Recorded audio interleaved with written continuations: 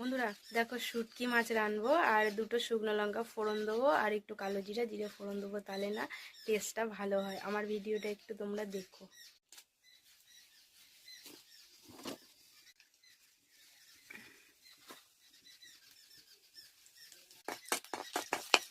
এখানে দেখো সবজিতে মূলো আছে, ছিম আছে আর আলু আছে, এই দিয়ে আজকে শুটকি মাছটা রান্না হবে। এখানে আছে একটু পেঁয়াজ আর একটু টমেটো আছে, এটা দিয়ে দেবো আমি এখন।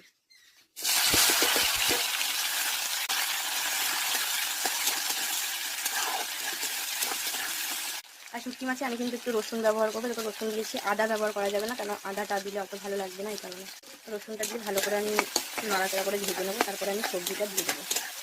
তোমরা কে কে শুকোই মাছ খেতে ভালোবাসো আমাকে কমেন্টে জানিও। আমি কিন্তু শ্বশুরবাড়ি এসেই খাওয়াটা শিখেছি, আর কিন্তু আমি আগে খেতাম না।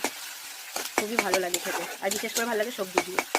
আমি কিন্তু একটু হলুদ দিয়ে দেবো, শুকনো লঙ্কার গুঁড়ো দিয়ে দিলাম একটু, আর সামান্য একটু চিনি দিয়ে দিলাম, একটু নুন দিয়ে দেবো। মশলাটাকে কিন্তু ভালো করে কষিয়ে নিতে হবে, তবে কিন্তু টেস্টটা লাগবে, মানে ভালো লাগবে। মশলাটাকে ভালো করে কষিয়ে নেবো আমি, তারপরে সবজিটাকে দিয়ে দেবো। বন্ধুরা মশলা ভালো করে কষানো হয়ে গিয়েছে, এবার কিন্তু আমি দেখো এই যে সবজিটাকে দিয়ে দেবো।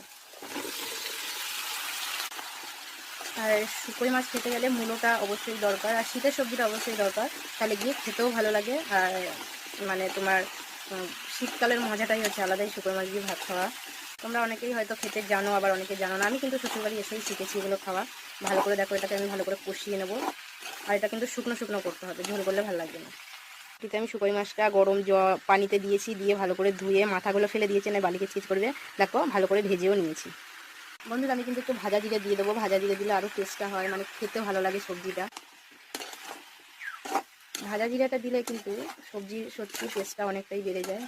আমি আগে দিতাম না, এখানে এসেই বেশি আমি শিখেছি আমার শাশুড়ির কাছ থেকে।